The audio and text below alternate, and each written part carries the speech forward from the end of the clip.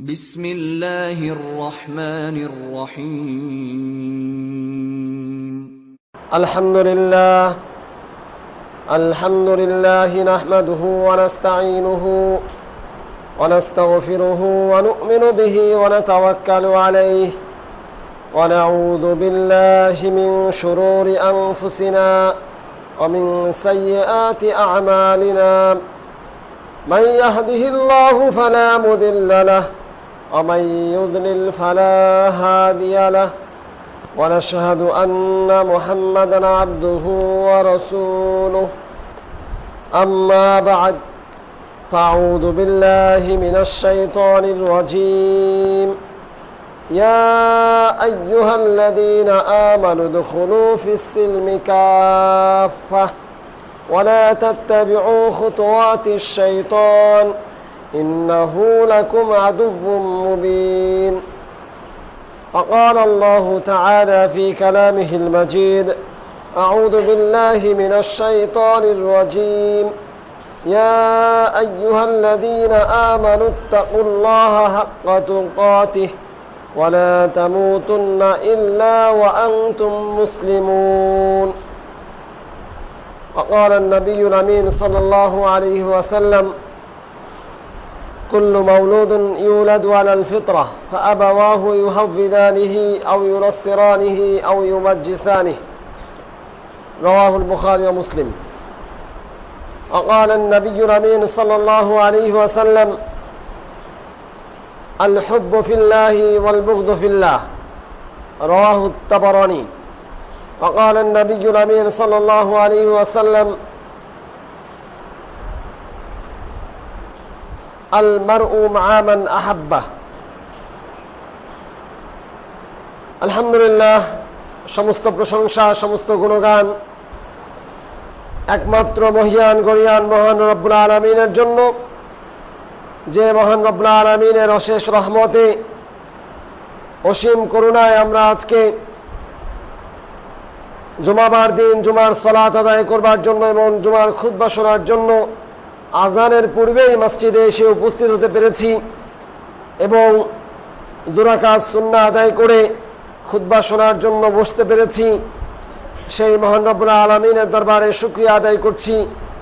সেই মহান রব্বুল আলামিনের নিকটে আন্তরিকভাবে কৃতজ্ঞতা জ্ঞাপন করছি। আমরা সবাই বলি আলহামদুলিল্লাহ। দুরূদ ও সালাম পেশ করছি আমাদের প্রিয় নবী, যিনি আমাদের জন্য চূড়ান্ত আদর্শ, রহমাতুল লিল আলামিন, রব্বুল আলামিন যাকে পাঠিয়েছেন আমাদের পথ প্রদর্শন করবার জন্য, জান্নাতের সুসংবাদ দেওয়ার জন্য এবং জাহান্নামের এবং আল্লাহর শাস্তির ভয় দেখাবার জন্য। সেই মহান নবী ও রাসূলের প্রতি বর্ষিত হোক লাখ কোটি দুরূদ ও সালাম। আল্লাহুম্মা সাল্লি আলাইহি আল্লাহুম্মা বারিক আলাইহি। সম্মানিত মুসল্লি ভাই ও বোনেরা,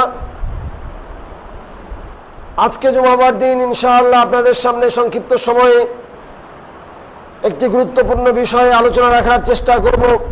আর সে বিষয়টি হচ্ছে একজন সত্যিকারের মুসলিম কোন কোন দিক রক্ষা করলে সত্যিকারের মুসলিম হতে পারে, অর্থাৎ একজন সত্যিকারের মুসলিমের সংক্ষিপ্ত রূপরেখা। আমরা নিজেদেরকে সবাই মুসলিম বলে দাবি করি, মুসলিম ঘরে জন্ম হোক কিংবা অমুসলিম থেকে ইসলাম গ্রহণ করি না কেন, আমরা নিজেদেরকে মুসলিম বলে দাবি করি। আমাদের এই দাবির যৌক্তিকতা কতটুকু এবং কোরআন এবং হাদিস আমাদেরকে যে রূপরেখা দিয়েছে সেই রূপরেখার সাথে আমার দাবি কতটুকু মিলছে, ইনশাআল্লাহ সেই জন্য আজকের খুতবার বিষয় হিসাবে নিয়েছি একজন পরিপূর্ণ মুসলিমের সংক্ষিপ্ত রূপরেখা। আমরা মানুষ, আল্লাহ তাআলা আমাদেরকে সৃষ্টি করেছেন ইবাদত করার জন্য, তার একত্বকে প্রতিষ্ঠা করার জন্য। সে কথা আল্লাহ তাআলা সূরা আয-যারিয়াতে বলেছে। আমরা সবাই জানেন আল্লাহ তাআলা বলছেন মা খালাকতুল জিন্না ওয়াল ইনসা ইল্লা লিয়াবুদুন, আমি এই জিন এবং মানব জাতিকে সৃষ্টি করেছি শুধুমাত্র একমাত্র আমার ইবাদত করার জন্য। অর্থাৎ মানুষ আল্লাহর ইবাদত করবে, এটা হচ্ছে আল্লাহর মানব সৃষ্টির প্রধানতম উদ্দেশ্য। কিন্তু আমরা দেখতে পাচ্ছি আজকে মানুষ আল্লাহর ইবাদত করছে না, অথবা যারা আল্লাহর ইবাদত করছে বলে দাবি করছি তারাও সঠিকভাবে আল্লাহর ইবাদত করছে না। আবার একটা কথা প্রচলিত আছে আমাদের সমাজে, সেটা হচ্ছে মানুষ আশরাফুল মাখলুকাত, অর্থাৎ সৃষ্টির সেরা জীব। হ্যাঁ, এক অর্থে এই কথা ঠিক যে মানুষ সৃষ্টির সেরা, কিন্তু কোন মানুষ?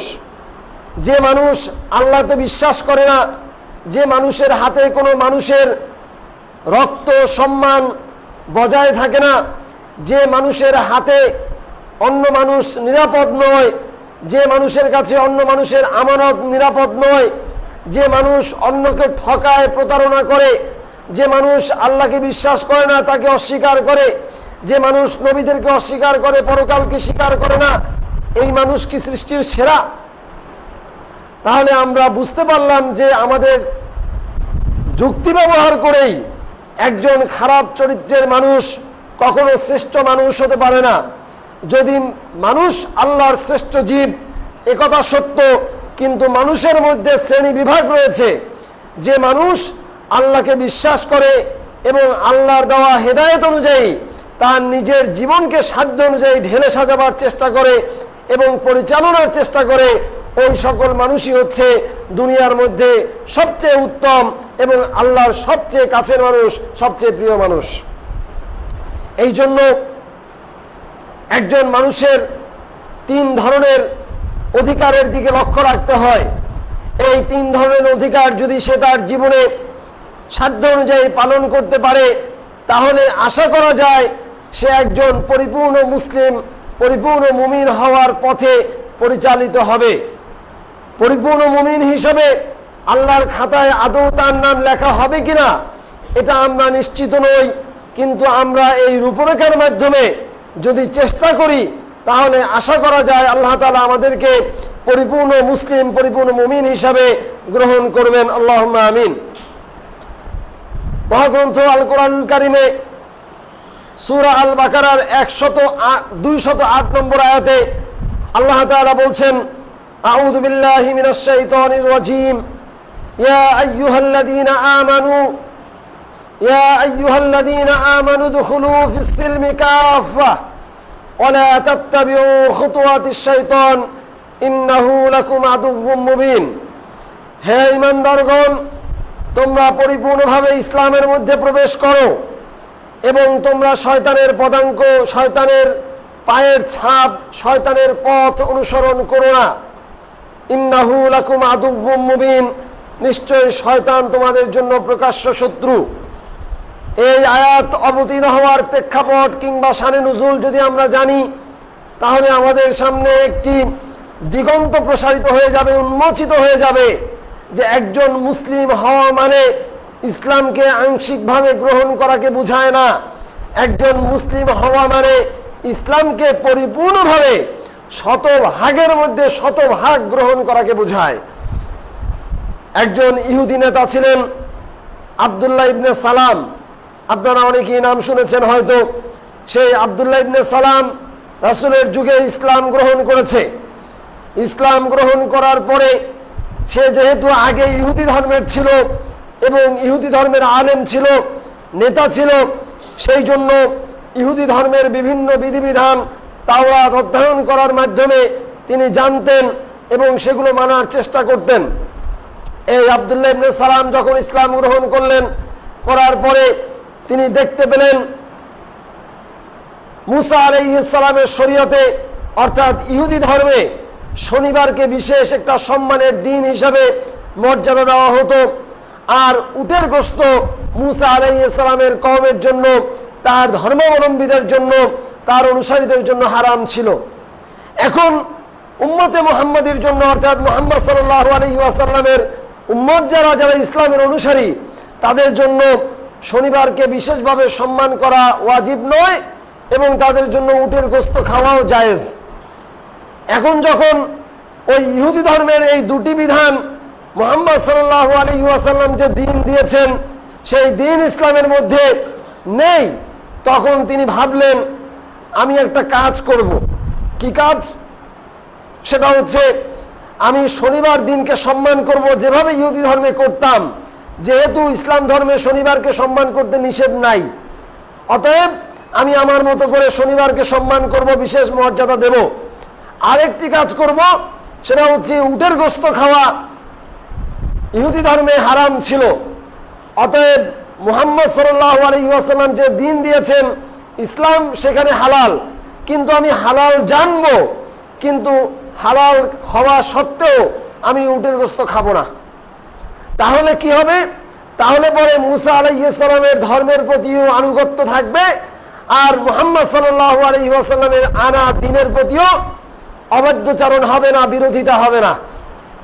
দেখতে পেয়েছেন দুটা ধর্মকে কিভাবে সামঞ্জস্য বিধান করার চেষ্টা করা হয়েছে। মুসা আলাইহিস সালামের ধর্মে উটের গোশত খাওয়া হারাম, ব্যাস ইসলামে জায়েজ কিন্তু খাবো না। ওই যে একটু আগের ধর্মের প্রতি একটু সম্মান জানালাম। আর শনিবার দিবস সম্মান করতাম ইহুদি ধর্মে থাকা অবস্থায়। মুহাম্মদ সাল্লাল্লাহু আলাইহি ওয়াসাল্লামের অনুসারী হওয়ার পরে যেহেতু সরাসরি নিষেধ করা হয় নাই যে এখন থেকে তোমরা শনিবারকে সম্মান করবা না, অতএব শনিবারকেও আমি ব্যক্তিগতভাবে সম্মান করে যাব। এই যদি অবস্থা, এবং এই যখন অবস্থা, তখন আল্লাহ তাআলা এই আয়াত অবতীর্ণ করলেন সূরা বাকারার 208 নম্বর আয়াত, হে ঈমানদারগণ, তোমরা পরিপূর্ণরূপে ইসলামের মধ্যে প্রবেশ করো এবং তোমরা শয়তানের পদাঙ্ক অনুসরণ করো না, নিশ্চয়ই শয়তান তোমাদের জন্য প্রকাশ্য শত্রু। আব্দুল্লাহ ইবনে সালাম চেয়েছিলেন যে আমার আগের ধর্ম থাকুক, আগের ধর্মের বিভিন্ন রীতিনীতি সেগুলোও আমি মানব, সাথে সাথে ইসলামও মানব। আল্লাহ তাআলা এই আয়াত অবতীর্ণের মাধ্যমে তার সেই মনোভাবকে শতভাগ নাকচ করে দিয়েছেন যে না, তুমি যদি ইসলাম গ্রহণ করেই থাকো তাহলে তোমাকে পরিপূর্ণরূপে ইসলামের মধ্যে প্রবেশ করতে হবে। আগের কোনো কালচার, অন্য ধর্মের কোনো রীতিনীতি, সেটা ইসলাম নিষিদ্ধ না করলেও ইসলাম আসার সাথে সাথে পূর্বের সকল ধর্ম রহিত হয়ে গেছে। অতএব তোমাকে ইসলামের মধ্যেই তোমার জীবনের সমাধান খুঁজে নিতে হবে। ইসলামের বাইরে অন্য কোনো মতবাদ, অন্য কোনো ধর্ম দিয়ে মানলে পরে, নিজের জীবনকে গঠন করলে পরে সেটাকে ইসলাম মানা বলে না, সেটাকে পরিপূর্ণ মুসলিম হওয়া বলে না। সেই জন্যই আল্লাহ তাআলা আদেশ দিয়েছেন তুমি পরিপূর্ণরূপে ইসলামের মধ্যে প্রবেশ করো। আর কি বলেছেন? সাথে সাথে এই কথাও নিষেধ করে দিয়েছেন, ওয়ালা তাত্তাবিউ খুতুওয়াতিশ শাইতান, তুমি যদি পরিপূর্ণরূপে ইসলামের মধ্যে প্রবেশ করতে চাও, পরিপূর্ণ মুসলিম হতে চাও, তাহলে শয়তান প্রতিজ্ঞা করে এসেছে তোমাকে সিরাতে মুস্তাকিম থেকে বিপথে নিয়ে যাবে, বিভ্রান্ত করবে। সেই জন্য শয়তান তোমাকে যেখানে বিভ্রান্ত করতে চেষ্টা করুক না কেন, তুমি শয়তানের পদাঙ্ক অনুসরণ করবে না। আর নিশ্চয় জেনে রাখো শয়তান তোমাদের জন্য প্রকাশ্য শত্রু। আমরা আমাদের গ্রাম পাড়া মহল্লায় যারা আমাদের শত্রু তাদেরকে আমরা চিনি, অমুকে শত্রু তমুকে শত্রু, আমরা আইডেন্টিফাই করতে পারি, চিহ্নিত করতে পারি যে অমুক শত্রু, তাকে আমরা দেখতে পাচ্ছি এবং তার শত্রুতাপন্ন কাজ আমরা চোখের সামনে দেখতে পাচ্ছি এবং শুনতে পাচ্ছি, তাকে আমরা আইডেন্টিফাই করতে পারি যে অমুক অমুক আমার শত্রু। আল্লাহ তাআলা বহু আগে বলে দিয়েছেন শয়তান তোমাদের জন্য প্রকাশ্য শত্রু, অথচ আমরা শয়তানকে শত্রু মনে করি না অনেকেই। আর এজন্যই আমরা পরিপূর্ণরূপে মুসলিম হতে পারি না। সম্মানিত উপস্থিতি, প্রিয় মুসল্লি ভাই ও বোনেরা, বলছিলাম একজন মানুষ ইসলাম গ্রহণের সাথে সাথে পরিপূর্ণ মুসলিম হয়ে যায় না। একজন মানুষ মুসলমান ঘরে জন্মগ্রহণ করলেই পরিপূর্ণ মুসলিম হয়ে যায় না। একজন পরিপূর্ণ মুসলিম হওয়ার জন্য তার প্রধানত 3 ধরনের অধিকার এবং দায়িত্ব রয়েছে। এই দায়িত্বগুলো যদি সে ভারসাম্যপূর্ণভাবে পালন করতে পারে তাহলে আশা করা যায় সে একজন পরিপূর্ণ মুসলিম হতে পারবে। 3 ধরনের বৈশিষ্ট্য, 3 ধরনের হক, 3 ধরনের অধিকার কি? 1 নম্বর অধিকার হচ্ছে হাক্কুল্লাহ, আল্লাহর অধিকার। আল্লাহ তাআলা আপনাকে সৃষ্টি করেছেন, আল্লাহ তাআলা আপনাকে এই দুনিয়ায় পাঠিয়েছেন। আপনি আমি নিজের ইচ্ছায় এই দুনিয়ায় আসিনি, যেহেতু আমার নিজের ইচ্ছায় এই দুনিয়ায় আসিনি, অতএব আমার নিজের ইচ্ছায় আমার জীবন পরিচালনা করার কোনো অধিকার আমার নেই। আমি যেহেতু আল্লাহ তাআলার আদেশক্রমে, তার অনুমতিক্রমে, তার দেয়া রহমত এবং নিয়ামতে সর্বক্ষণ ডুবে থেকে জীবন যাপন করছি। অতএব সবার আগে আমাকে আমার আল্লাহ, আমার সৃষ্টিকর্তার হক বুঝিয়ে দিতে হবে। আর তার নামই হচ্ছে হুকুকুল্লাহ অথবা হাক্কুল্লাহ, যেগুলোকে আমরা বাংলায় বলি আল্লাহর অধিকার। আল্লাহর অনেক অধিকার রয়েছে। 1 নম্বর আল্লাহর অধিকার হচ্ছে আল্লাহকে এক বলে স্বীকার করে নেওয়া, আল্লাহকে সৃষ্টিকর্তা হিসাবে, রিজিকদাতা হিসাবে, মালিক হিসাবে, জন্মদাতা, মৃত্যুদাতা থেকে শুরু করে আল্লাহর জন্য যে ধরনের অধিকার সাব্যস্ত হয়েছে কোরআন এবং হাদিস দিয়ে, সেই সব অধিকার আমার পক্ষ থেকে আল্লাহ পাওয়ার অধিকার রাখেন। যদি আমি একজন মানুষ হিসাবে আল্লাহর কাছে সেই অধিকারগুলো প্রত্যর্পণ না করি, ফিরিয়ে না দেই, তাহলে আমি পরিপূর্ণ মুসলিম হতে পারবো না। সেই জন্যই আল্লাহ তাআলা বলছেন, ফাআলাম আন্নাহু লা ইলাহা ইল্লাল্লাহ, হে মানুষ তুমি সবার আগে জানো যে তোমার একজন সৃষ্টিকর্তা রয়েছেন, তোমার একজন ইলাহ রয়েছেন, যে ইলাহ ছাড়া, যে মাহবুদ ছাড়া আর কোনো মাহবুদ তোমার নেই।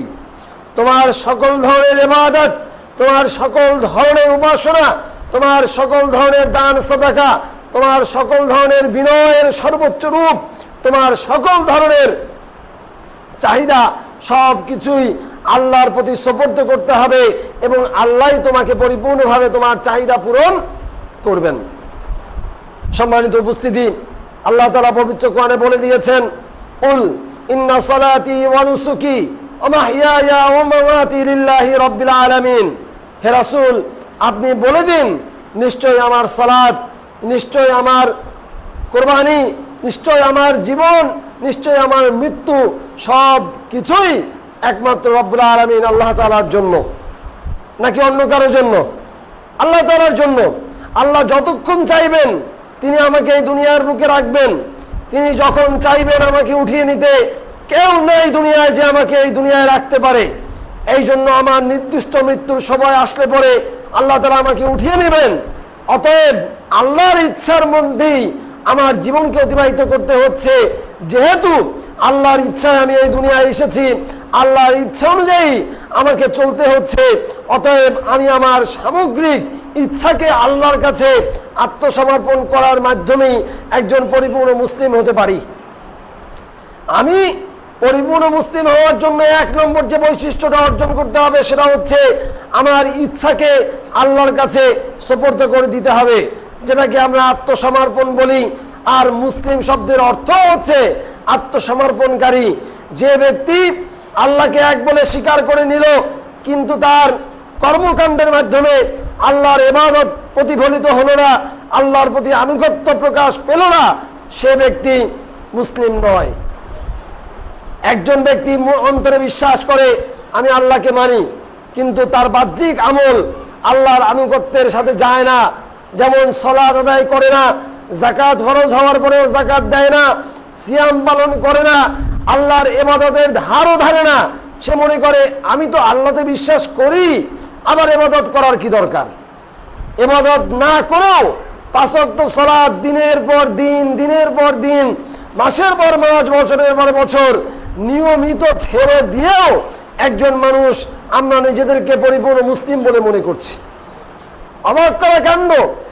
একজন মানুষ কখনোই পরিপূর্ণ মুসলিম হতে পারে না যতক্ষণ পর্যন্ত না আল্লাহ তার উপরে যা ফরজ করেছেন সেই ফরজ কাজগুলো সে পালন না করবে।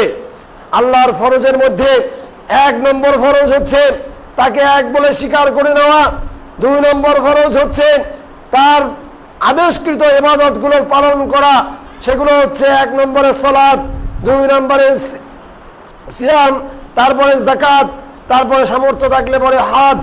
এর সিরিয়াল আগে পরে বিভিন্ন বর্ণনায় বিভিন্নভাবে এসেছে, কিন্তু সকল বর্ণনায় 1 নম্বরে ঈমানের পরেই যে ইবাদতের কথা এসেছে সেটি হচ্ছে সালাত। তাই একজন পরিপূর্ণ মুসলিম হওয়ার জন্য অবশ্যই আল্লাহর প্রতি নিরঙ্কুশ বিশ্বাস রেখে আমাকে 5 ওয়াক্ত সালাত নিয়মিত আদায় করতে হবে। নিয়মিত সালাত পরিত্যাগ করে মুসলিম হওয়া যায় না। নিয়মিত সালাত পরিত্যাগ করে মুসলিম থাকা যায় না। নিয়মিত সালাত পরিত্যাগ করে আল্লাহর প্রতি সম্পূর্ণ অধিকার আদায় করা যায় না। সেই জন্য সবার আগে আল্লাহর হক আমাকে বুঝিয়ে দিতে হবে। আল্লাহকে স্বীকার করেছি, অতএব আল্লাহ যা আদেশ করেছেন সেগুলো আমি পালন করব, আল্লাহ যা নিষেধ করেছেন সেগুলো থেকে আমি বিরত থাকব। যদি এটা করি তাহলে আল্লাহ তাআলা আমাকে কি দেবেন? আল্লাহ আমার জন্য পুরস্কার রেডি করে রেখেছেন। আল্লাহ তাআলা পুরস্কার দেবেন। সে পুরস্কার কি? সে পুরস্কার হচ্ছে জান্নাত। আল্লাহ বলছেন ওয়াইদ্দাত লিল মুত্তাকিন, আমার উম্মতের মধ্যে, আমার বান্দাদের মধ্যে যারা মুত্তাকি হবে, যারা পরিপূর্ণরূপে মুসলিম হবে, তাদের জন্য জান্নাত। কিন্তু যারা ঈমান এনেছে কিন্তু আমল করে না, আবার অনেকে ভালো ভালো আমল করে, ঈমান নাই অথবা ঈমানের মধ্যে ভেজাল রয়েছে, এই দুই ধরনের মানুষের জন্যই রয়েছে জাহান্নাম। একজন পরিপূর্ণ ঈমানদার ব্যক্তি, সে যদি সালাতে গাফলতি থাকে, যাকাতে গাফলতি থাকে, সিয়ামে গাফলতি থাকে, কোনো কারণে যদি এগুলো পালন করতে না পারে, তারপরে যদি ভুল বুঝতে পেরে খালেস নিয়তে, খালেস অন্তরে, ইখলাসের সাথে একনিষ্ঠ হয়ে আল্লাহর কাছে ইস্তেগফার করে, ক্ষমা চায়, তওবা করে, আল্লাহ তাআলা চাইলে মাফ করে দিতে পারেন এবং আল্লাহ তাআলা মাফ করবেন। ওয়াদাও করেছেন আল্লাহ তাআলা, যারা সত্যিকারভাবে একনিষ্ঠভাবে আল্লাহর কাছে ক্ষমা চাইতে পারে এবং তওবা করতে পারে, আল্লাহ তাদের জন্য তওবার দুয়ারকে খোলা রেখেছেন। এই জন্য আমি এতদিন নামাজ পড়ি নাই, কোন মুখে আল্লাহর সামনে গিয়ে দাঁড়াই? কিভাবে আল্লাহর কাছে বলি যে আল্লাহ তোমার দেয়া বাতাস নিয়েছি নিঃশ্বাসের মাধ্যমে, তোমার দেয়া নিয়ামত প্রতিবেলায় খেয়েছি, তোমার দেয়া নিয়ামত দিয়ে হেঁটে বেরিয়েছি, সারা দুনিয়া ঘুরে বেরিয়েছি, অথচ তোমার শুকরিয়া আদায় করি নাই। তোমার সামান্য ইবাদত 5 ওয়াক্ত 5 মিনিট 10 মিনিট করে লাগে, সারা 24 ঘন্টার মধ্যে 1 ঘন্টাও লাগে না 5 ওয়াক্ত সালাত আদায় করতে, আমি দিতে পারি নাই। 24টা ঘন্টায় আমার নিজেকে নিয়ে ব্যস্ত ছিলাম, কিভাবে আল্লাহর সামনে দাঁড়াবো? লজ্জা পেলে চলবে না, লজ্জা পেলে চলবে না। লজ্জা পাওয়ার, লজ্জিত হওয়া তওবার অন্যতম শর্ত, কিন্তু লজ্জা পেয়ে আল্লাহর কাছে না চাওয়া হচ্ছে সবচেয়ে বড় অপরাধ। লজ্জা করে আল্লাহর কাছে চাইলাম না, কিভাবে আল্লাহর কাছে চাই? আল্লাহর তো আদেশ নিষেধ মানি নাই কিছু না, আল্লাহর কাছে চাইতে হবে, লজ্জিত হয়ে যাইতে হবে।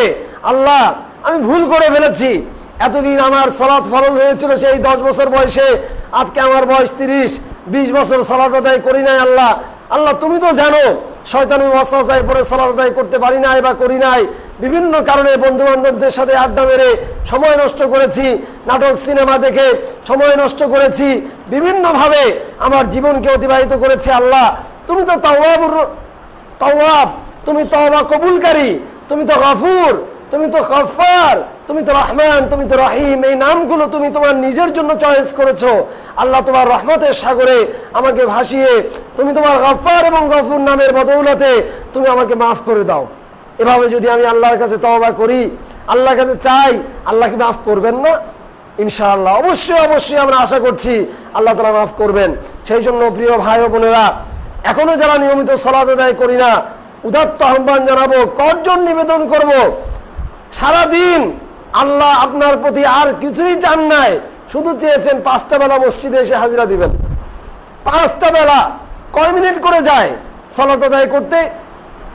বন্ধুর সাথে রাস্তায় দেখা হলে পরে সালাম মুসাফা করে কথা বলতে বলতেই তো 10 মিনিট চলে যায়। চা খেতে গেলে, 1 কাপ চা খেতে গেলে সেখানেই আধা ঘন্টা 1 ঘন্টা চলে যায় দোকানে। আর আল্লাহ আপনাকে ফরজ করেছেন যে আল্লাহর দেয়া আকাশ বাতাস থেকে আপনি অক্সিজেন গ্রহণ করছেন। আল্লাহ 1 মিনিটের জন্য অক্সিজেনটা যদি বন্ধ করে দেন, দুনিয়ায় কোনো অক্সিজেন থাকবে না, সারা দুনিয়ায় কোনো অক্সিজেন থাকবে না। Only 5 minutes. দুনিয়ায় কয়জন মানুষ বাঁচবো আমরা বলেন তো? কয়জন? আদৌ কি আমরা একজনও বাঁচবো? বাঁচবো না। এই অক্সিজেন কে দিচ্ছেন? এই যে নিঃশ্বাস নিচ্ছি, নিঃশ্বাস বের করছি, এই যন্ত্র কে ফিট করে দিয়েছেন? কে আমাকে বাঁচিয়ে রেখেছেন? সবকিছুই আল্লাহ তাআলা করছেন, অথচ সেই আল্লাহ কি আমরা ভুলে গেছি। সেই আল্লাহর দেয়া অধিকারগুলোকেই আমরা ভুলে গেছি, আল্লাহর অধিকারগুলো আমরা দিচ্ছি না। আমরা আজকাল মানবাধিকারের কথা বলি, পশু অধিকারের কথা বলি, মানুষের অধিকারের কথা বলি, পশু পাখির অধিকারের কথা বলি, কিন্তু দুঃখজনক হলেও সত্য, আমরা আল্লাহর অধিকারের কথা খুব কমই বলি। যারা মানুষের অধিকার দিতে চায়, যারা পশু পাখির অধিকার দিতে চায়, অবশ্যই তারা উত্তম কাজ করে, তারা আল্লাহর কাছে অন্যতম প্রিয় কাজ করে, কিন্তু সাথে সাথে এটা মনে রাখতে হবে যে আল্লাহর অধিকারকে যথাযথভাবে দিতে পারে না, আল্লাহর অধিকারকে দেয় না, সে ব্যক্তি কখনোই মানুষের অধিকার দিতে পারবে না।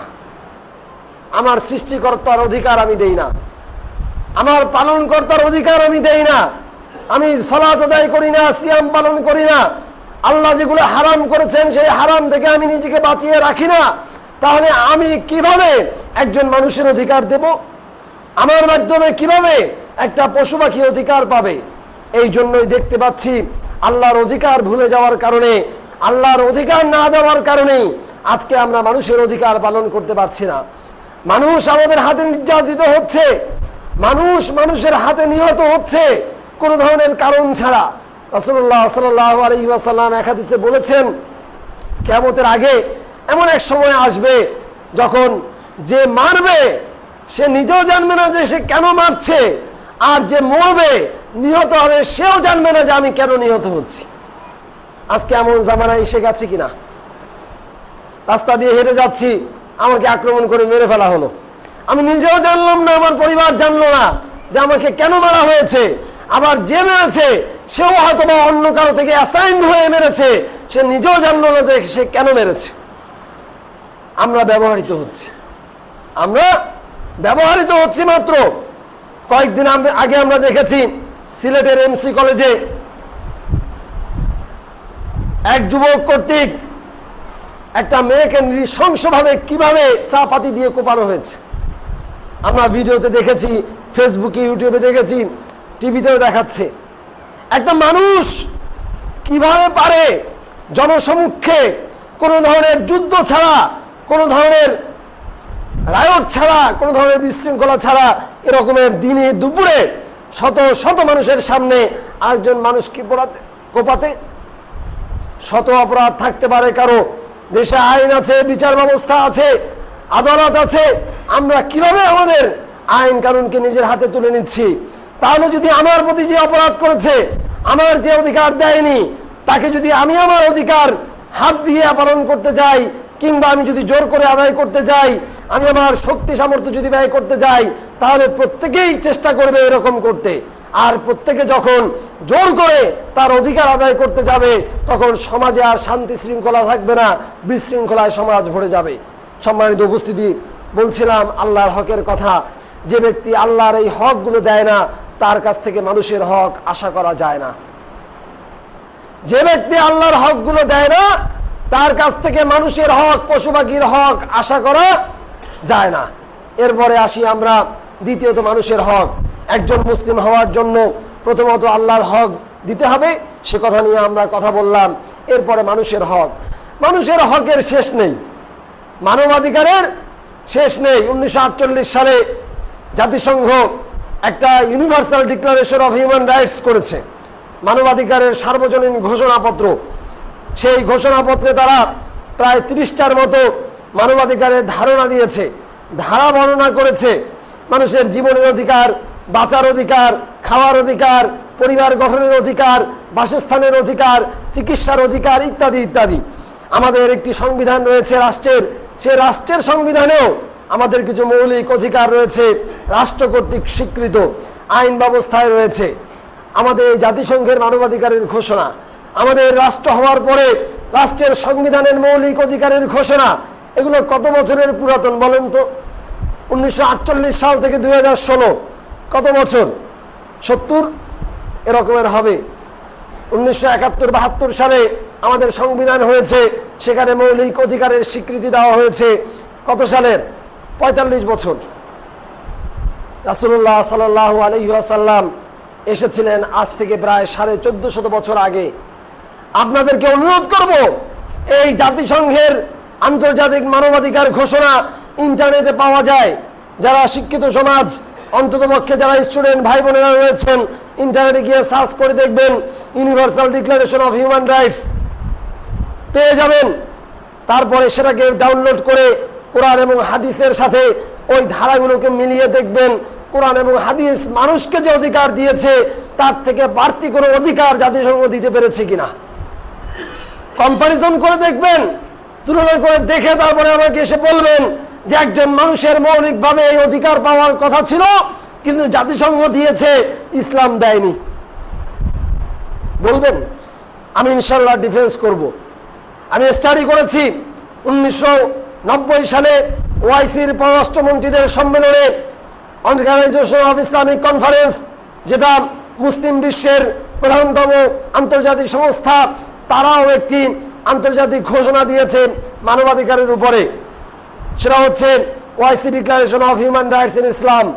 ইসলামে একজন মানুষকে কি কি অধিকার দেওয়া হয়েছে সেটাও আমার কাছে রয়েছে, আপনারা চাইলে ইন্টারনেট থেকে সেটাও নিয়ে পড়তে পারেন। তারপরে কম্পারেটিভ স্টাডি করে দেখেন যে ইসলাম 1450 বছর আগে মানুষদেরকে যে অধিকার দিয়ে এসেছে, আজকের এই ধারণাগুলো, আজকের এই ঘোষণাগুলো সেই অধিকার দিতে পারছে কিনা। আজকে মানবাধিকারের এত ঘোষণা, তারপরেও কই আমাদের পার্শ্ববর্তী মায়ানমারের রোহিঙ্গাদের মানবাধিকার কোথায় গেছে? ইয়ামেনের মুসলমানদের মানবাধিকার, ইরাকের আফগানিস্তানের মুসলমানদের মানবাধিকার কোথায়? ফিলিস্তিনি ভাইরা সেই 48 সাল থেকে লক্ষ লক্ষ ফিলিস্তিনি ইহুদিদের হাতে নির্যাতিত হয়েছে, নিহত হয়েছে, তাদের মানবাধিকার কোথায়? কই কোনো মানবাধিকার কর্মী তো তাদের পক্ষে কথা বলে না। সেই জন্যই আমরা বলছি, ওই যারা মানবাধিকারের দোষর সেজেছে আজকে, তারা যেহেতু আল্লাহর অধিকার দেয় না, আল্লাহর অধিকারকে সমর্থন করে না, সেহেতু তাদের মাধ্যমে কখনোই মানুষের পরিপূর্ণ হক, পরিপূর্ণ অধিকার আদায় করা সম্ভব নয়। মুসলমানরা, একজন মুসলিম যেহেতু আল্লাহর প্রতি জবাবদিহিতা করতে বাধ্য, তার আন্ডারে যত মুসলমান থাকবে, তিনি রাষ্ট্রপ্রধান হন, তিনি সমাজপতি হন, তিনি পরিবার প্রধান হন, তিনি তার প্রতিষ্ঠানের প্রধান হন, যেখানেই তিনি প্রধান হবেন, তার আন্ডারে যারা থাকবে, তার অধীনে যারা থাকবে, তাদের জন্য আল্লাহর কাছে জবাবদিহিতাকে করতে হবে। একজন মুসলিমের মধ্যে যেহেতু এই জবাবদিহিতার মানসিকতা কাজ করে, সেই জন্য দায়িত্বশীল পদে বসে সে কখনো তার অধীনস্থদের প্রতি জুলুম করতে পারে না। একজন মানুষের যেমন পজিটিভ অনেকগুলো অধিকার রয়েছে, ঠিক তেমনি ভাবে সকল রকমের অন্যায় অত্যাচার থেকে বেঁচে থাকার অধিকার তার রয়েছে। আমি একজন মুসলিম হলে পরে আমার হাত দিয়ে আর একজন মানুষের বেঁচে থাকার অধিকার রয়েছে। আমার হাত দিয়ে, আমার মুখ দিয়ে একজন মানুষ কখনো আঘাতপ্রাপ্ত হতে পারবে না।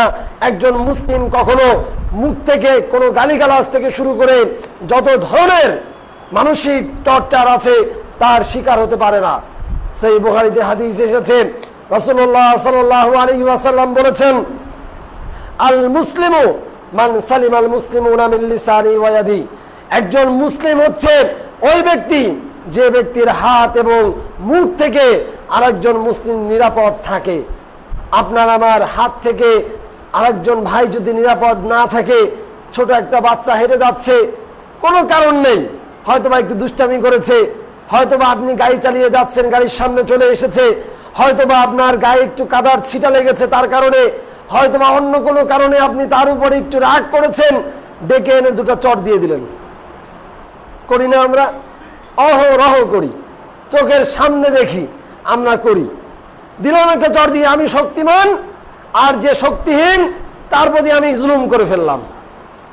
আল্লাহর প্রতি মানুষ জুলুম করে শিরিক করার মাধ্যমে, মানুষের প্রতি মানুষ জুলুম করে বিভিন্ন মাধ্যমে। তার হাত দিয়ে জুলুম করে, তার মুখ দিয়ে জুলুম করে, সে মুখ দিয়ে গালি দেয়, গালি দেওয়ার মাধ্যমে অন্যের মানহানি করে। আজকের রাষ্ট্রীয় আইনে মানহানির বিরুদ্ধে মামলা হয়, কোটি কোটি টাকা দাবি করে মানহানির মামলা হয়। আজকে যে মানহানির মামলা হয়, সে মানহানির মামলা কি নতুন? মানহানির আইন কি নতুন? মানুষের মানের নিরাপত্তা, মানুষের সম্মানের নিরাপত্তা কি নতুন কোনো বিষয়? না, নতুন কোনো বিষয় নয়। ইসলাম বহু আগেই মানুষের সম্মানের নিরাপত্তা দিয়েছে। বিদায় হজের ভাষণ পড়ে দেখুন, বিদায় হজের ভাষণে রাসূলুল্লাহ সাল্লাল্লাহু আলাইহি ওয়াসাল্লাম স্পষ্ট করে বলেছেন, ইন্না দিমাআকুম ওয়া আমওয়ালাকুম ওয়া আ'রাদাকুম আলাইকুম হারামুন কা হুরমাতি ইয়াউমিকুম হাযা ফি শাহরিকুম হাযা ফি বালাদিকুম হাযা। আজকের এই মক্কার নিরাপদ শহরে, আজকের এই আরাফার দিনে তোমাদের জন্য যেরকম এই মক্কা শহর হারাম সম্মানিত, এবং এই দিন যে রকমের সম্মানিত, সেই রকমের সম্মানিত হচ্ছে তোমাদের একে অপরের রক্ত, একে অপরের সম্পদ এবং একে অপরের সম্মান। আপনি আরেকজন ভাইয়ের রক্ত অন্যায়ভাবে প্রবাহিত করতে পারবেন না, এই অধিকার আপনাকে কেউ দেয়নি। যদি আপনি এটা চর্চা করেন তাহলে কিয়ামতের মাঠে ওই রক্তের বদলা আল্লাহ তাআলা আপনার কাছ থেকে আদায় করবেন। যতক্ষণ পর্যন্ত না আপনি সেই বদলা না দিবেন, আপনার হাজারো ভালো আমল আছে, সালাত আদায় করতে করতে কপালে দাগ পড়ে গেছে, সিয়াম পালন করতে করতে আপনি প্রতি বছর সবগুলো সিয়াম পালন করার খ্যাতি অর্জন করেছেন, প্রতি বছর আপনি হজ করেন, প্রতি বছর আপনি লাখ লাখ কোটি কোটি টাকা যাকাত প্রদান করেন, কোনো কিছুই কাজে আসবে না যদি এক ফোঁটা রক্তের বিচার আল্লাহর কাঠগড়ায় কিয়ামতের দিন ওঠে। রাসূলুল্লাহ সাল্লাল্লাহু আলাইহি ওয়াসাল্লাম বলেছেন, আউয়ালু মা ইউহাসাবু বিহিল আবদু ইয়াউমাল কিয়ামাতি আস-সালাত। আল্লাহর হকের মধ্যে সর্বপ্রথম কিয়ামতের মাঠে হিসাব নেওয়া হবে সালাতের, অর্থাৎ নামাজের। যে ব্যক্তির নামাজের হিসাব পরিপূর্ণ হয়ে যাবে, পরবর্তী অন্য কোনো হিসাবে সে আর আটকাবে না। আর বান্দার হকের মধ্যে সর্বপ্রথম হিসাব নেওয়া হবে রক্তের। যে ব্যক্তির রক্তের হিসাব থাকবে না সে ব্যক্তি অন্যভাবে জান্নাতে চলে যাবে ইনশাআল্লাহ। রক্তের হিসাব বড়ই কঠিন হিসাব। অন্যায়ভাবে যদি এক ফোঁটা রক্ত ঝরাই, কিয়ামতের মাঠে আমার শূন্য আমল নিয়ে জাহান্নামে যেতে হবে। একটা হাদিস শুনাই, সহিহ মুসলিমে রাসূলুল্লাহ সাল্লাল্লাহু আলাইহি ওয়াসাল্লাম বলেছেন, একদিন সাহাবীদেরকে উদ্দেশ্য করে বলছেন, আতাদরুনা মানিল মুফলিস, তোমরা কি জানো নিঃস্বকে? নিঃস্ব যার কিছুই নাই, আমরা তো নিঃস্ব শব্দে বললেই বুঝতে পারি, আরে যার কিছুই নাই, টাকা পয়সা নাই, বাড়ি ঘর নাই, এমন ব্যক্তি তো নিঃস্ব নাকি? আমরা তো সাধারণভাবে এটাই জানি। সাহাবারাও ভেবেছিলেন মনে হয় যার টাকা পয়সা নাই তাকেই মনে হয় রাসূল বুঝাচ্ছেন। সাহাবারা উত্তর দিলেন, মাল্লা দিরহামান ওয়ালা দিনারান ওয়ালা মাতান। আমাদের মধ্যে মুফলিস মানে নিঃস্ব ব্যক্তি তো ওই ব্যক্তি যে ব্যক্তির কোনো টাকা নাই, পয়সা নাই, কোনো ধরনের আসবাবপত্র নাই, সেই তো নিঃস্ব। রাসূলুল্লাহ সাল্লাল্লাহু আলাইহি ওয়াসাল্লাম বললেন, না তোমরা বোঝোনি, আমি নিঃস্ব বলতে কাকে বুঝাচ্ছি? নিঃস্ব হচ্ছে ওই ব্যক্তি যে ব্যক্তি আল মুফলিসু মিন উম্মতি ইয়াতি ইয়াউমাল কিয়ামাতি বিসালাতিন ওয়া যাকাতিন ওয়া সিয়ামিন। কিয়ামতের দিন যে ব্যক্তি সালাতের আমল নিয়ে আসবে, সিয়ামের আমল নিয়ে আসবে, যাকাতের আমল নিয়ে আসবে, অনেক ভালো ভালো কাজের আমল নিয়ে, অনেক আমল নিয়ে কিয়ামতের দিন আল্লাহর দরবারে উপস্থিত হবে। সাথে সাথে তার আমল নামায় এমনই কিছু আমল থাকবে যে আমলগুলো খারাপ। কেমন খারাপ? সে কারো রক্ত ঝরিয়েছে, কদ সাফাকা দামি হাদা, কোনো ব্যক্তির রক্ত ঝরিয়েছে, কোনো ব্যক্তিকে মেরেছে, কোনো ব্যক্তির সম্পদ অন্যায়ভাবে খেয়েছে, এরকমের যে অপরাধগুলো আছে মানুষের হকের সাথে সম্পর্কিত, এই অপরাধগুলো নিয়ে এসেছে। সে একদিকে ভালো মুসল্লি, একদিকে ভালো সায়েম, একদিকে ভালো আলহাজ, একদিকে ভালো যাকাত দানকারী বিশাল দানবীর, আর একই সাথে সে অন্যায়ভাবে অন্যের জমি ভক্ষণ করেছে, অন্যায়ভাবে অন্যকে মেরেছে, অন্যায়ভাবে অন্যের মানহানি করেছে। এই অবস্থা নিয়ে যখন কিয়ামতের মাঠে আল্লাহর সামনে আসবে, তখন আল্লাহ তাআলা বিচার করবেন। সেই বিচার কি ন্যায় বিচার না বিচার? 100 ন্যায় বিচার। সেই বিচার দুনিয়ার কোনো বিচারের মতো নয়। আল্লাহ কারো প্রতি কোনো জুলুম করবেন না, আল্লাহ তাআলা বিচার করবেন। কিভাবে বিচার করবেন? ওই যে ব্যক্তি সালাত আদায় করার পরেও অন্যায় করেছে, ওই যার প্রতি অন্যায় করেছে মাজলুম, তাকে নিয়ে আসা হবে। তারপরে সে যদি জাহান্নামী হয়, তাহলে আমি যে জুলুম করেছিলাম দুনিয়ায়, আমার এই জুলুমের কারণে আমার আমলনামার থেকে সওয়াব নিয়ে তার আমলনামায় দেওয়া হবে। এভাবে যতজন আমার পাওনাদার থাকবে, যতজনের জমি আমি নিয়েছি, যতজনের রক্ত ঝরিয়েছি, অন্যায়ভাবে যতজনের গালিগালাজ করেছি, যতজনের মানহানি করেছি, সবাই লাইন ধরবে। পাওনাদার লাইন ধরেছে। আল্লাহ এখন পাওনা মিটিয়ে দেবেন। দুনিয়ায় তো দেই নাই, পাওনা মিটিয়ে দেবেন। কিভাবে? আল্লাহ তাআলা তখন আমার সওয়াব, ওই যে ফজরের, শীতকালের ফজরে এসে মসজিদে সালাত আদায় করেছি, কত কষ্ট করে সওয়াব অর্জন করেছি, লক্ষ লক্ষ টাকা উপার্জন করে দান করেছি, দানবীর সেজেছি, এই যে সওয়াবগুলো অর্জন করেছিলাম, এই সওয়াবগুলো ওই পাওনাদারের মধ্যে আস্তে আস্তে করে বন্টন করে দেওয়া হবে। একজনের 500 লাগে, 1000 লাগে, যা লাগে খালি দেওয়া হবে। দিতে দিতে এক পর্যায়ে দেখা গেল পাওনাদার 10 জন, আমার সওয়াব 5 জন পর্যন্ত পৌঁছেছে। ওই 5 জন আমার সওয়াব পেয়ে জান্নাতে চলে গেছে, অথচ তারা কিন্তু জান্নাতে যাওয়ার লোক ছিল না, তারা জাহান্নামে যাওয়ার কথা ছিল। তারা জান্নাতের পথ ধরবে আমার কাছ থেকে সওয়াব নেওয়ার কারণে, কারণ দুনিয়ায় আমি তাদের উপরে জুলুম করেছিলাম, তাদের হক নষ্ট করেছিলাম। তারপরে 5 জন চলে গেছে, আরো যে 5 জন আছে পাওনাদার, কি করা যায় এখন? আল্লাহ তাআলা বলছেন, অতঃপর ওই যে পাওনাদার 5 জন আছে, এই 5 জনের গুনাহ নেওয়া হবে। যে গুনাহগুলো আছে সেই গুনাহগুলো তাদের নিয়ে নেওয়া হবে। গুনাহগুলো, আমার তো সওয়াব শেষ, আমার ডিপোজিট যা ছিল এগুলো শেষ, এরপরে ক্রেডিট নেওয়া হবে। তাদের কাছ থেকে গুনাহগুলো নিয়ে আমার উপরে চাপিয়ে দেওয়া হবে। চাপিয়ে তাদের যে সামান্য ভালো আমল থাকবে, যখন মিজানের পাল্লায় দেখা যাবে যে না ভালো আমলগুলো বেশি হয়ে গেছে, তখন তারা জান্নাতে চলে যাবে। আমার সওয়াব তো আগেই শেষ, এরপরে ওই জাহান্নামী লোকগুলোর বা এখন যারা জান্নাতে গেছে তাদের গুনাহগুলো আমার উপরে চাপিয়ে দেওয়ার কারণে আমি শেষ পর্যন্ত কোথায় যাব? জাহান্নামে। আল্লাহ রাসূল বলছেন ফাতুরি হাফিন নার। অতঃপর এই আমলদার লোকটি মানুষের হক নষ্ট করার কারণে কিয়ামতের মাঠে মানুষের হক দিতে দিতে তার সব শেষ হয়ে যাবে। তারপরে মানুষের গুনাহগুলোকে তার উপরে চাপিয়ে দেওয়া হবে, তারপরে তাকে জাহান্নামে নিক্ষেপ করা হবে। নাউজুবিল্লাহি মিন যালিক।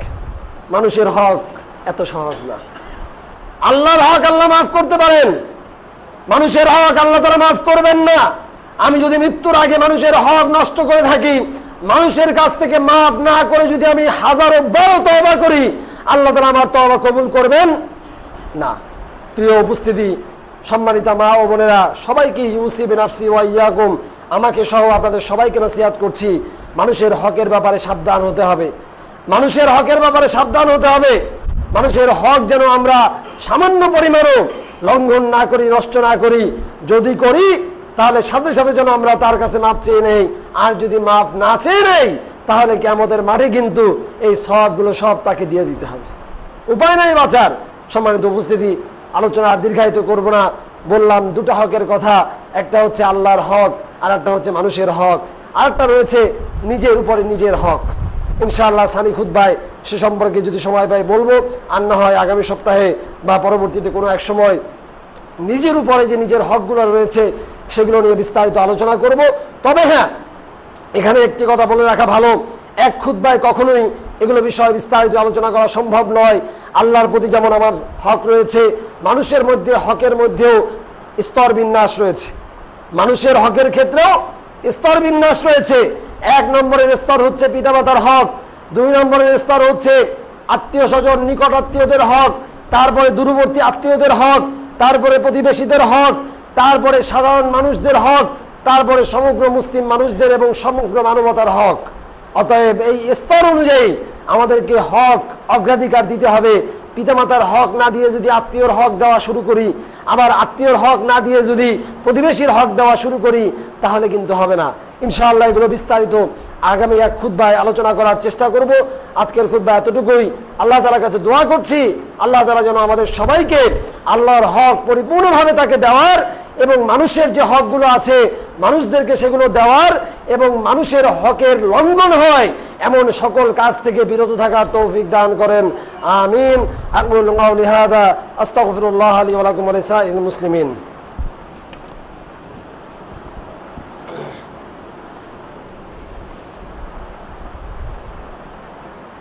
আলহামদুলিল্লাহ নাহমাদুহু ওয়া নাস্তাঈনুহু ওয়া নাস্তাগফিরুহু ওয়া নু'মিনু বিহি ওয়া নাতাওয়াক্কালু আলাইহি ওয়া নাউযু বিল্লাহি মিন শুরুরি আনফুসিনা ওয়া মিন সাইয়্যাতি আমালিনা মান ইয়াহদিহিল্লাহু ফালা মুদিল্লা লাহু ওয়া মান ইউদ্লিল ফালা হাদিয়া লাহু। আউযু বিল্লাহি মিনাশ শাইতানির রাজীম। বিসমিল্লাহির রাহমানির রাহিম। ইয়া আইয়ুহাল্লাযীনা আমানুত্তাকুল্লাহা হাক্কা তুকাতিহি ওয়া লা তামুতুন্না ইল্লা ওয়া আনতুম মুসলিমুন। ওয়া ক্বালা নাবিয়্যুল আমিন সাল্লাল্লাহু আলাইহি ওয়া সাল্লাম আল হুব্বু ফিল্লাহ ওয়াল বুগদু ফিল্লাহ। আল্লাহ তাআলা বলছেন, হে ঈমানদারগণ, তোমরা সত্যিকারভাবে আল্লাহকে ভয় করো এবং তোমরা মুসলিম না হয়ে মৃত্যুবরণ করো না। মুসলিম না হয়ে মৃত্যুবরণ করতে আল্লাহ তাআলা নিষেধ করেছেন। এর মানে কি? আল্লাহ তাআলা আমাদেরকে মুসলিম হয়ে মৃত্যুবরণ করতে বলেছেন। আর মুসলিম হওয়ার জন্য সবার আগে আমাকে জানতে হবে যে একজন মুসলিমের জন্য কি কি জানা জরুরি। একজন মুসলিমের জন্য কি কি জানা জরুরি, এই বিষয়গুলো আমাকে জানতে হবে। যদি আমি না জানি তাহলে আমি পালন করতে পারবো না। আমি যদি রাষ্ট্রের আইন না জানি তাহলে পালন করতে পারবো? আর যদি রাষ্ট্রের কোনো আইন না জানার কারণে আমি ভঙ্গ করি তাহলে কি পুলিশ আমাকে ছেড়ে দেবে? পুলিশ ধরছে, আইন ভঙ্গ করেছি আমি, ট্রাফিক আইন, এখন পুলিশ আটকাইছে। এখন যদি আমি বলি যে ভাই আমি আইন জানতাম না, তাহলে কি আমার চলবে? আমাকে ছেড়ে দেবে যে ভাই তুমি যখন জানো না অতএব যাও? ছাড়বে না। এই জন্য আল্লাহ যে আইন আমার জন্য দিয়েছেন, যে বিধিবিধানগুলো আমার জন্য দিয়েছেন, যেগুলোকে হালাল করেছেন, যেগুলোকে হারাম করেছেন, এই হালাল হারাম এবং বিধিবিধানগুলো, ইবাদতের পদ্ধতিগুলো, তাওহীদের জ্ঞানগুলো যদি আমি নিজের আগ্রহে না জানি, না অর্জন করি, তাহলে কিন্তু আল্লাহ তাআলা আমার এই এক্সকিউজ মানবেন না যে আমি জানতাম না। আমার দায়িত্ব জানা।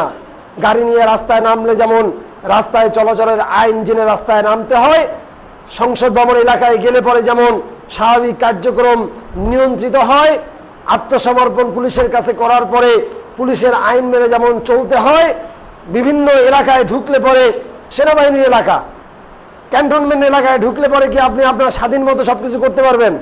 ওখানে ঢোকার সাথে সাথে ওনাদের যে নিয়ম আছে সেই নিয়ম আপনাকে ফলো করতে হবে। আপনি যখনই ইসলামের মধ্যে ঢুকবেন তখনই ইসলামের যে নিয়ম আছে সেই নিয়ম আপনাকে পালন করতে হবে। আপনি ইসলাম পালন করবেন, সাথে সাথে অন ইসলামিক কালচার চর্চা করবেন, চলবে না। আপনি ইসলাম পালন করবেন, সাথে সাথে হিন্দুদের পূজায় যাবেন, চলবে না। আপনি ইসলাম পালন করবেন, সাথে সাথে ইসলামের সাথে সাংঘর্ষিক বিভিন্ন মতবাদের অনুসারী হবেন, চলবে না। সেই জন্য প্রিয় ভাইয়েরা, সবার আগে জানতে হবে যে আমার কি করা উচিত এবং আমার কি করা উচিত না। আজকের এই খুতবার, সানি খুতবায়ও আপনাদেরকে অনুরোধ জানাবো যে আসুন আমরা জানি, আসুন আমরা একটু পড়াশোনা করি, আমরা একটু জানার চেষ্টা করি যে আমি একজন মুসলিম হওয়ার জন্য আমার কি করতে হবে। আমরা এই সংক্ষিপ্ত সময়ে কিছু বলার চেষ্টা করেছি। আল্লাহ তাআলার কাছে দোয়া করছি আল্লাহ তাআলা যেন আমাদের সবাইকে পরিপূর্ণ মুসলিম হিসাবে কবুল করে নেন। আমরা কেউ যেন পরিপূর্ণ মুসলিম না হয়ে মৃত্যুবরণ না করি। আল্লাহ তাআলা যেন আমাদের সবাইকে পরিপূর্ণ মুসলিম হয়ে যেন মৃত্যুবরণ করার তৌফিক দান করেন। এবং আমাদের যারা ভাই ব্রাদার আছে তাদেরকেও যেন আল্লাহ তাআলা এই পরিপূর্ণ মুসলিম হওয়ার তৌফিক দান করেন। আমাদের পরিবারের যারা সন্তান সন্ততি ভাই বোনেরা রয়েছে তারাও যেন পরিপূর্ণভাবে মুসলিম হয়ে আল্লাহর কাছে যেতে পারে। আল্লাহ তাআলা তাদেরকে সে তৌফিক দান করুন। আল্লাহ তাআলার কাছে দোয়া করছি আমাদের মধ্যে যারা বিশেষ করে এই মহল্লায় এবং যারা অন্যান্য জায়গায় অসুস্থ রয়েছেন, আল্লাহ তাআলা যেন তাদের সবাইকে শেফায়ে কামেলা আজলা দান করেন। বিশেষ করে আমার বড় বোন অসুস্থ, বেশ কিছুদিন যাব, তার জন্য আপনাদের কাছে উদাত্ত আহ্বান জানাচ্ছি, আপনারা সবাই দোয়া করবেন আল্লাহ তাআলা যেন তাকে পরিপূর্ণ শেফায়ে কামেলা আজলা দান করেন। আল্লাহুম্মা আদবিল বাসা রাব্বান নাস ওয়াশফি আনতা শাফি লা শিফা ইল্লা শিফাউকা শিফা লা ইউগাদিরু সাকামা। সমগ্র বিশ্ব মুসলিমের জন্য দোয়া করছি আল্লাহ তাআলা বারবার মুসলিমরা সহ বিভিন্ন জায়গায় যেসব মুসলিমরা নির্যাতিত নিপীড়িত হচ্ছে তাদেরকে যেন আল্লাহ তাআলা হেফাজত করেন। বারবার মুসলমানদেরকে বিশেষ করে যেন আল্লাহ হেফাজত করেন। আল্লাহ তাআলা সমগ্র বিশ্বের মুসলমানদেরকে হেফাজত করেন। যত অমুসলিমরা রয়েছে তাদেরকে দ্বীনের ছায়াতলে আসার, ইসলামের ছায়াতলে আসার এবং হেদায়েত লাভ করার তৌফিক দান করেন। এবং আমাদের মধ্যে যারা বিপদগ্রস্ত আছে আল্লাহ তাআলা সবাইকে মাফ করে দেন এবং বিপদ থেকে মুক্তি দান করেন। আমিন। أعوذ بالله من الشيطان الرجيم إن الله وملائكته يصلون على النبي يا أيها الذين آمنوا صلوا عليه وسلموا تسليما اللهم صل على محمد وعلى آل محمد كما صليت على إبراهيم وعلى آل إبراهيم إنك حميد مجيد اللهم بارك على محمد وعلى آل محمد كما باركت على إبراهيم وعلى آل إبراهيم إنك حميد مجيد أعوذ بالله من الشيطان الرجيم إن الله يأمركم بالعدل والإحسان وإيتاء ذي القربى وينهى عن الفحشاء والمنكر والبغي يعظكم لعلكم تذكرون اذكروا الله يذكركم وادعوه يستجب لكم ولذكر الله تعالى أعلى وأولى وأعز وجل